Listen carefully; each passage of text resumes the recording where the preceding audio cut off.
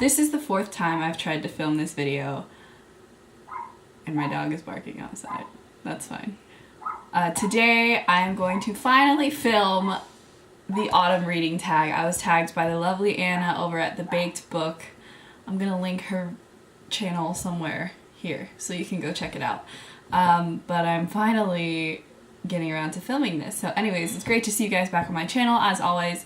And if you're new to my channel, hi, I'm Shelby. This is my channel Clever Fox where I talk about book things, but today I have the autumn reading tag. I figured it would be good to actually film this before autumn is over. So today is Thanksgiving, so happy Thanksgiving if you guys celebrate Thanksgiving. I am thankful for every single one of my subscribers and anyone that decides to comment on my videos or just share in the conversation in any way in any of my videos.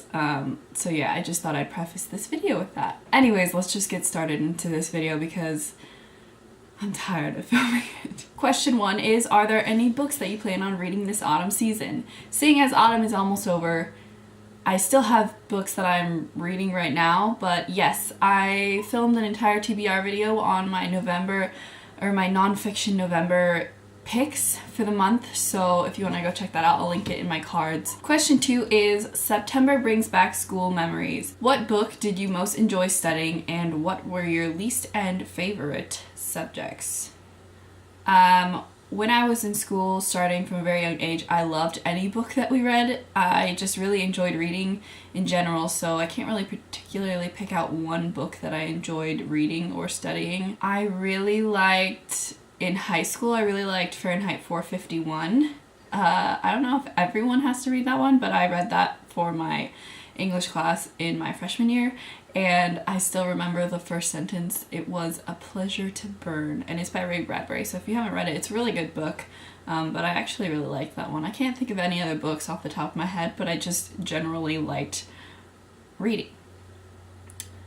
And what were my favorite and least favorite subjects? My least favorite subject when I was little was math, and I think that's because it was ingrained in me from a very young age. I remember in 3rd grade we would have to do timed times tables, and it would just give me really bad anxiety, and so I felt like I was really bad at math, and so I think from that time on I was just like, me and math didn't have a very good relationship. But yeah, so math was my least favorite, and my favorite subject was probably a tie between social studies. I really liked English once I got into high school because we got to dissect literature a little bit more, but when I was younger it was more like grammar and stuff like that. So when I was young I really liked social science and or humanities or whatever. I really liked that aspect, and then I really also enjoyed science, which is kind of funny now thinking about it because I decided on majoring in psychology in university. But anyways, number 3, October means Halloween. Do you enjoy scary books and films? And if so, what are some of your favorites? I don't particularly pick up scary books, but I do enjoy scary films, but I'm not gonna go out of my way to watch them unless my friends invite me to a scary movie. The last kind of scary movie I saw was called Crimson Peak. I think it's by Guillermo del Toro, I can't remember. But it was super good. I really, really enjoyed that one. So, and it's not actually that scary, so if you kind of are afraid, you can watch it. It's really interesting. Number 4. With November, it's time for bonfire nights and firework displays. What's the most exciting book you read that really kept you gripped? I read a lot of books like that. If we're talking about suspense thriller, for some reason the one that's coming to my mind is The Girl on the Train. I don't know why that came into my mind, but I'm just gonna go with it because, you know what, this is the 4th time I filmed this video, so my answers can change. But yeah, that is an exciting book that I read that kept me gripped, and I remember I read it and the ending was actually kind of shocking. I don't know if I was the only one that was actually surprised, but yeah, I actually like that one a lot. Aside from the Sarah J. Maas books that, is it Maas or Moss? I don't know. I think I've said Sarah J. Maas before, it just sounds better. No, I'm just talking about things that are irrelevant. But anyways, the Sarah J. Maas books, the Throne of Glass series, and A Court of Thorns and Roses, and A Court of Mist and Fury, those are really gripping and I can't put them down. So that's a bonus answer. Number 5, what book is your favorite easy comfort read? Hands down, Harry Potter. Anytime I'm feeling in distress or sad or anything, I actually don't grab the book because they're on display downstairs. I listen to the audiobook. I'm listening to Deathly Hallows right now on audiobook, you know, when I'm just like driving around or when I'm cleaning my room or whatever, but it just makes me feel at home. And this current election has really put me in a twist, and so I'm rereading the Harry Potter series right now. I hope to plan on rereading. But yeah, Harry Potter and Hogwarts is always there to welcome me home. So yeah. Number 6, curled up with a good book. What is your hot drink of choice? When I'm reading, it's typically not in the morning time, and I usually drink hot coffee in the morning, just like black coffee. But when I'm reading or at night when I'm editing or writing, I always love to have a cup of hot tea.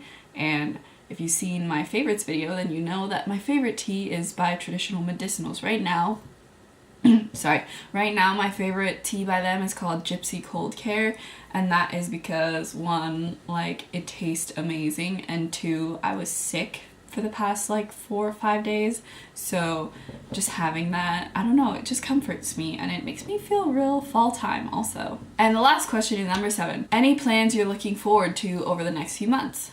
Well, yes, the next few months happen to be winter time, so for the rest of autumn I just plan on being with friends and family and trying to write more, finish up NaNoWriMo strong, and hopefully continue my writing even though it'll be over. And I just plan on making more videos.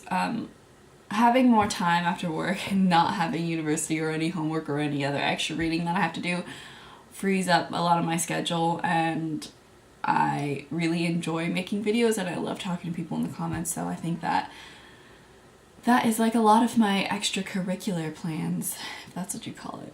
That's such a weird way of saying it. I don't know what I'm talking about. Anyways, I have to get back downstairs because I'm making a green bean casserole. So thank you guys so much for watching. I'm gonna tag a bunch of people.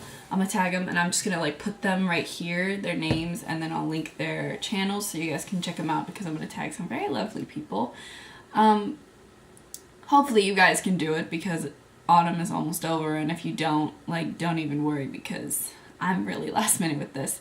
But anyways, thank you guys so much for watching as always. You can subscribe if you haven't, and here are some of my other previous videos if you want to check out my NaNoWriMo video. I'll link one at the bottom. But until next time guys, happy reading and happy writing. Bye.